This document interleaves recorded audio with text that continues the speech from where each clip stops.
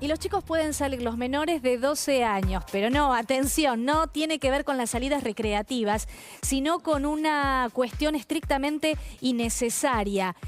Son menores de 12 años cuyos papás o mamás están solos, viven con ellos, entonces de esta manera ellos necesitaban justamente salir a los locales de cercanía para hacer algún trámite, para hacer alguna compra, y el gobierno nacional los autorizó, siempre y cuando no puedan quedarse con otro adulto mayor de edad en su casa. Son chicos entonces menores de 12 años, solamente para hacer compras, para hacer trámites en los locales cercanos, no se los habilita para tomar transporte público y, por supuesto, bueno, si no tienen la posibilidad de quedarse con otro adulto. Ustedes recordarán, Alejo, vos también, ¿no?, que durante los primeros días de la cuarentena hubo famosos y no famosos que tuvieron problemas. Papás, mamás que vivían con sus chicos, que eran separados o que eran solteros, que no tenían la posibilidad de compartir la tenencia con otra persona y no tenían otro modo de hacer las compras sino con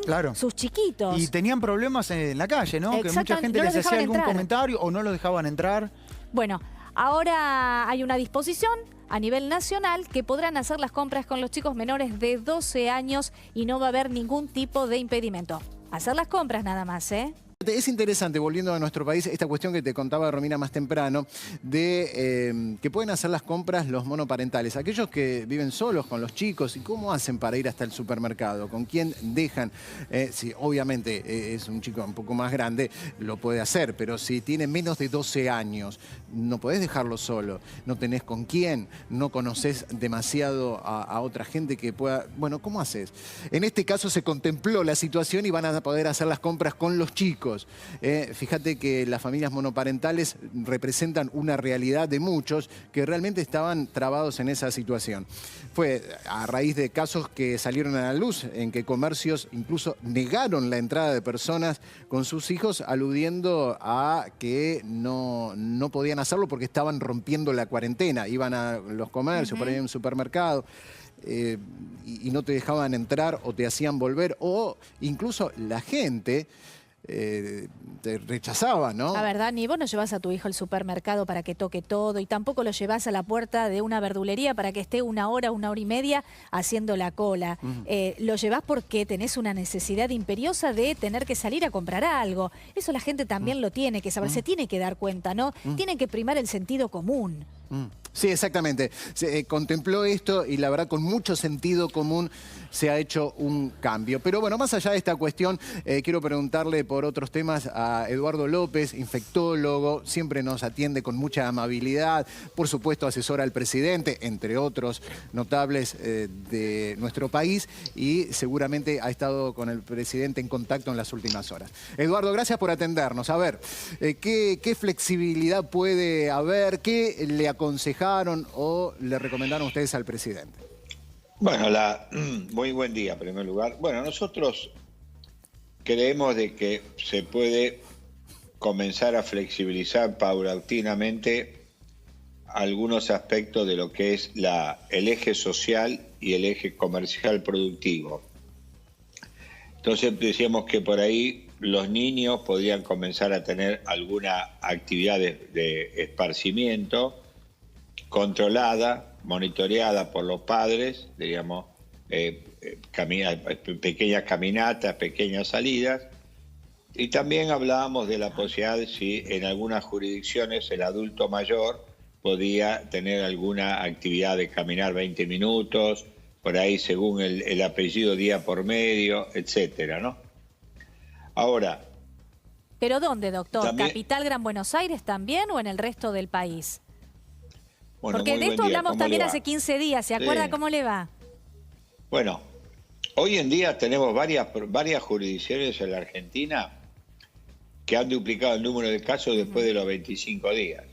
Quiere decir que las jurisdicciones que han mejorado en ese aspecto, uno puede decirles que pueden flexibilizar en función de también lo que ellos vayan observando en las ciudades grandes y también en los municipios. Por otro lado, fíjese usted que la cuarentena y y lo que llamamos segmentación geográfica logró que antes de ayer, 19 jurisdicciones no tuvieran ningún caso. Y por ejemplo, Santa Fe, prácticamente Córdoba y varias provincias más, ya han duplicado el número de casos a los 25 días. Y claro, hay provincias que a los 33 días. Quiere decir que uno en esto no puede guiarse solo por la ciudad de Buenos Aires y el conurbano, sino analizar todo el país. Todo el país está bastante bien, entonces yo creo que uno debería flexibilizar con control y monitoreo, pero sí tiene que ser una flexibilización cauta y paulatina. El mayor problema lo tenemos en AMBA, donde los barrios carenciados, como las villas, y el tema de los geriátricos, ha hecho crecer en forma importante el número de casos. No esperado, si bien se sabía de que eran lugares críticos. Nosotros venimos hablando hace más de 2 semanas de la responsabilidad de los dueños de los geriátricos, y en segundo lugar, diríamos que las villas hay que ir a testear en forma muy activa, muy activa, porque las villas han crecido en forma muy importante el número de casos. Claro, ¿no? bueno, ahí ese es otro tema, pero para ir redondeando la cuestión de la posibilidad de salidas recreativas, que, bueno, generó mucha expectativa con el anuncio anterior del presidente. Suponiendo que esto se pueda llegar a dar, he escuchado en los dos extremos opiniones de muchos que decían, no veo la hora de que esto ocurra y salir con mis hijos a dar vuelta por el barrio. Y están otros que dicen, no, yo no salgo ni loco, me da miedo, hace 50 días que estoy encerrado, no lo saco a los chicos ni loco. ¿Cuán peligroso es salir con los chicos a hacer un recorrido de esparcimiento? O salir uno sin los chicos. Yo creo que, en primer lugar, uno no se da cuenta, pero el adulto ha salido, porque ha comprado cosas de primera necesidad, ha ido a la panadería, ha ido a la carnicería, ha ido al supermercado, etcétera. Ha tenido movimiento, ha ido a buscar dinero a los cajeros, o sea, algún movimiento hubo.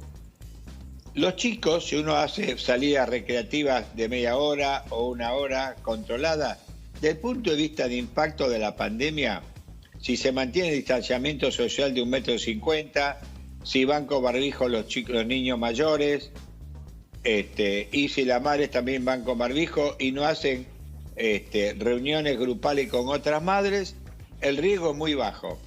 20 minutos, media hora, el riesgo no es muy bajo. Lo que hay que manejarlo esto de tal manera que no se agrupe la gente. Claro. Esto es muy importante. Pero, porque además, aunque uno flexibilice, el distanciamiento social vamos a tener que mantenerlo, porque es fundamental para poder manejar la flexibilización de la pandemia. Sí, doctor, los chicos hace 50 días que están adentro, un poquito más, porque empezaron, claro, una semana antes del 20 de marzo. ¿Cómo está su sistema inmunológico? ¿Está intacto? ¿Está igual a que, digamos, el último día antes de ingresar a la cuarentena? ¿O tenemos que tener algunos cuidados más? No, el sistema inmunológico de los niños está igual. Lo que hay que mantener en lo posible es el calendario de inmunizaciones, que eso es muy importante. O sea, el COVID-19 no nos puede hacer que dejemos de lado la vacunación. Hoy en día, los hospitales, diríamos, están trabajando holgadamente, porque la gente tiene miedo al hospital a vacunarse. Entonces yo les aconsejo, cuando les den por ahí permiso, ir a vacunarse, cuidar el 1,50 m de distancia, ¿no? Y poder vacunar a los chicos. Eso es un punto muy importante, ¿no? Doctor, en algún momento, que no sé si puede ser ahora en el próximo anuncio del presidente o dentro de 2 semanas, ¿en algún momento se toma una decisión de decir, bueno, vamos, arrancamos, confiamos en la capacidad de la gente que hasta el momento ha respondido de que pueda mantener esa distancia social, de que se pueda cuidar, de que pueda no juntarse, como decía usted, con otro grupo de padres o madres? ¿En algún momento se va a dejar en manos de nosotros, de la sociedad, de los ciudadanos, el hecho de decir, se tomaron todas las medidas, todos los recaudos, ahora es momento de ver si realmente podemos vivir un poco más flexibles y afrontar lo que pueda venir? Bueno, eso es lo que se está sugiriendo, proponiendo, que va a haber que consensuarlo con las jurisdicciones. Realmente nosotros como expertos no podemos saber bien lo que pasa en Santa Cruz y cómo puede flexibilizarlo, ¿no? Creo que el mayor problema que tenemos de esta flexibilización paulatina, teníamos de lentamente reintegro a tomar alguna actividad, hay que analizarla muy claramente lo que es AMBA, ¿no? O sea, Ciudad de Buenos Aires con Urbano Bonaerense, porque ahí tenemos algún problema. Ahora, lo que no se puede hacer es todo al mismo tiempo. Claro. No se puede levantar la cuarentena, con lo cual las actividades escolares, los micros de larga y mediana distancia y aeropuertos y puntos de frontera deben permanecer cerrados. También deben permanecer cerrados los grandes espectáculos, tanto artísticos, deportivos, cine, teatro, discoteca, etcétera, y tratar de mantener el resguardo del adulto mayor, que es el grupo más vulnerable. Y críticamente ir a testear las villas, y hay que manejar el protocolo muy estricto de los geriátricos, ¿no? Claro, es como que ahora la cuestión va más sectorizada. Incluso escuchándolo con mucha atención, pareciera que hay que poner el foco, bueno, en el transporte público, en los asentamientos o barrios vulnerables, geriátricos, y bueno, obviamente el personal de salud que está en la primera línea de atención. Como que esos lugares tienen que ser de máxima alerta. Es por ahí un poco de sentido común, pero lo escucho que lo ha focalizado muchas veces en el relato. El transporte público, usted ha tocado un punto muy sensitivo, mundial, mundial. Por ejemplo, en España reconocieron que el subte fue una de las fuentes de mayor explosión de casos, y en Estados Unidos, después de un tiempo, reconocieron que tenían que haber parado el subte antes, porque fue otro lugar de fuente de contagio. Y es bastante obvio, ¿no? Claro. Usted coloca 200 personas en un vagón, en ambiente prácticamente cerrado y sin distanciamiento social. Es como una verdadera bomba de tiempo. Ahora, nosotros para las pymes hay múltiples posibilidades. Por ahí es posibilidad de utilizar combis punto a punto, los micros escolares, por ejemplo, los ómnibus de mediana y larga distancia que hoy están parados. Uno los podía utilizar para poder trasladar obreros y empleados administrativos a las empresas, manteniendo dentro del ómnibus el distanciamiento social, el uso de barbijo y subir con las manos lavadas, ¿no? Con agua y jabón y alcohol gel. O sea, eso es una posibilidad, porque para poder mover y abrir en mayor cantidad la fábrica y lo productivo, uno tiene que armar prácticamente desde la salida del operario, del empleado, del trabajador de la casa, hasta la vuelta a la casa. Es todo un proceso, ¿no? Claro, ahí y es tiene más que haber controlable. protocolos. Y tiene que haber protocolos para ello, ¿no? Sí, sí, claro, que todo lo que usted estaba contando. Ahí es más controlable porque de repente cada uno se podría hacer cargo del movimiento de sus empleados, sus obreros en el caso de una construcción. Ahora, por ejemplo, el comercio plantea otra realidad, porque la apertura del comercio no es solamente del empleado, los encargados, sino también que eso empieza, comercio abierto empieza a mover clientes, obvio, porque si no, no tiene sentido que esté abierto. Entonces ahí ya es más difícil de controlar ese movimiento. Correcto. Yo creo que en ese aspecto, los comercios que más habitualmente se utilizan, que son los comercios de lo que es toda alimentación, de hecho están abiertos. Se mantiene la distancia social, se va entrando de a uno, diríamos, y en este aspecto se está tratando de controlar. Ahora, van a abrir otros negocios que habrá que abrirlos por ahí por rubros, por ahí día por medio unos, el otro día, etcétera. Y además se están abriendo comercios que no son de primera necesidad, ¿no? Librería, mueblería, decoración para el hogar, etcétera, ¿no? O sea, fíjese usted que el movimiento de gente va a aumentar, seguro que va a aumentar, pero no va a ser de la magnitud que aumenta cuando uno va a comprar fruta, verdura, pan, carnicería, ¿no? Que es, claro, uno va más cotidianamente, ¿no? Claro. Moviliza menos gente, está bien. Doctor, exactamente. La última vez que hablamos con usted, hablamos del pico, que usted más o menos decía que podía llegar a estar dado a mediados del mes de junio. ¿Se mantiene en esa fecha o se ha corrido? Una buena pregunta. No sé si va a ser una buena respuesta, ¿no? Ay. En general los picos se van corriendo un poco en la medida que usted corre la cuarentena. Si la cuarentena va a ser hasta el 24 o 25 de mayo, es bastante lógico que el pico se corra.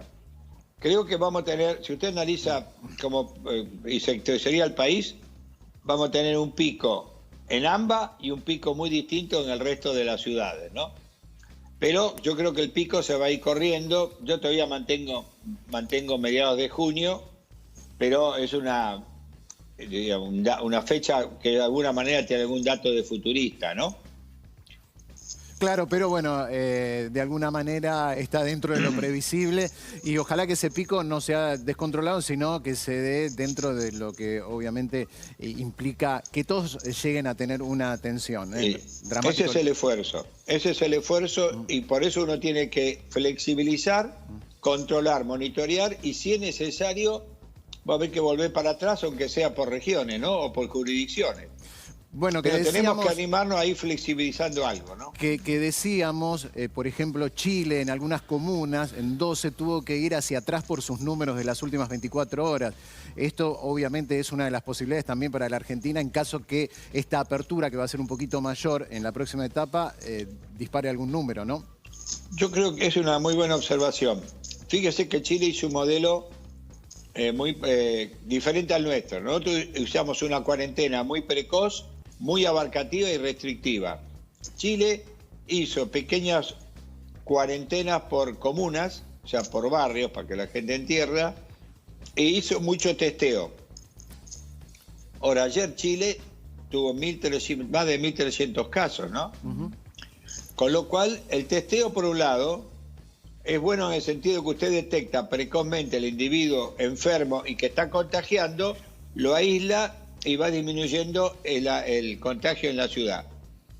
Pero si usted no tiene una cuarentena asociada, tiene lo que le ha pasado. Nosotros tenemos básicamente una cuarentena muy dura, para que entendamos todos, y hemos testeado menos. Entonces ahora viene una etapa en la cual nosotros vamos a flexibilizar. Yo creo que en alguna zona va a haber que testear mucho, como son las villas, los barrios carenciados.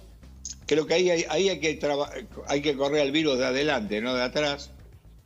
Y en segundo lugar, creo que hay una enorme responsabilidad de los geriátricos y cómo la gente va a cumplir esta etapa de flexibilización.